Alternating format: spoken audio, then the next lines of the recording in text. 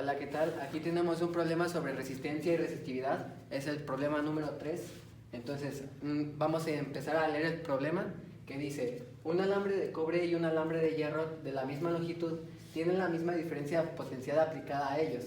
Tenemos dos incisos. El primer punto es el A. ¿Cuál debe ser la razón de sus radios si la corriente ha de ser la misma? Entonces, lo primero que debemos de hacer es identificar los datos del problema y saber cómo vamos a aplicar las leyes que nos piden. Ok, lo primero que identificamos es el voltaje, la diferencia de potencial.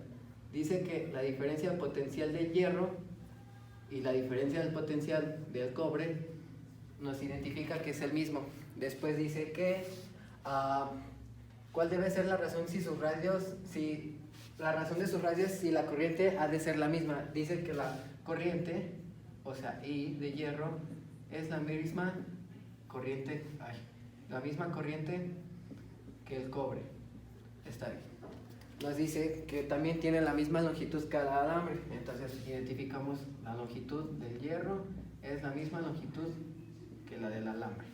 Ok, ¿qué vamos a identificar aquí primero? Vamos a verificar cómo actúan sus resistencias, diciendo si tienen voltaje, la diferencia de potencial es el mismo y la corriente es la misma. Entonces, ¿con qué ley nos identificamos? Con la ley de Ohm, que es voltaje de hierro es igual a I, corriente de hierro, por resistencia del hierro.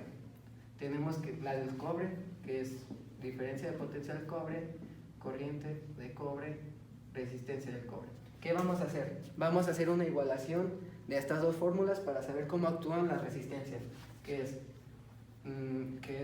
corriente de hierro por resistencia de hierro es igual que corriente de cobre y resistencia de cobre. Entonces, estamos diciendo que la diferencia de potencial es la misma, por sí solas pues se descartan. Tenemos que la misma corriente, entonces pasa que se convierte a 1, entonces queda que la resistencia del hierro es la misma resistencia que el cobre. Tenemos el primer dato importante.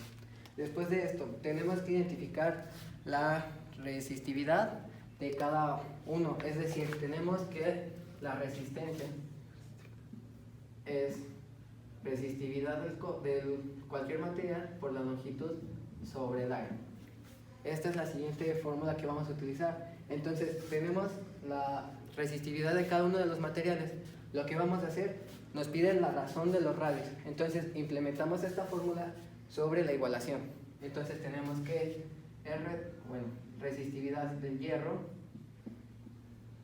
por la longitud del hierro sobre el área del hierro es igual a la resistividad del cobre por la longitud del cobre sobre área del cobre. Ok, entonces por sí solas estamos identificando que la longitud es la misma.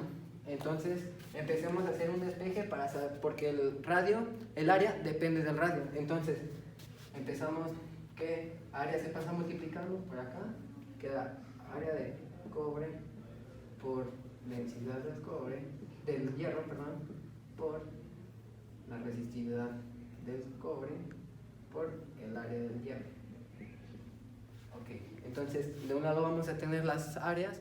Tomando en cuenta que las áreas son sobre un círculo, tenemos que la fórmula del círculo es pi por radio al cuadrado. Entonces, ¿qué pasa cuando tenemos pi sobre pi? Se convierte en 1. Solamente tenemos radio cuadrado de hierro sobre radio cuadrado del cobre. ¿Qué hacemos para quitar esos cuadrados? Elevamos a una raíz cuadrada todo esto sobre las dos igualdades. Entonces, como ya vamos a tener las razones simplificadas, esto nos daría ya resuelta la problema, sería 2.42 aproximadamente la razón de radios de cada uno de los alambres. Contestando a la pregunta del inciso B, que dice: ¿puede hacerse que la densidad de corriente sea la misma eligiendo apropiadamente los radios?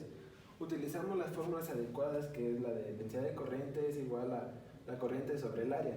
pero la corriente también se puede escribir de otra manera, como el número de electrones por la carga, por el área, por la velocidad de arrastre. Esa se sustituye en la fórmula de densidad de corriente y vemos que las áreas se cancelan, por lo cual la densidad de corriente no depende del área. Entonces, si no depende del área, los radios dependen del área, por lo cual en esta fórmula no se utiliza el área y entonces la respuesta es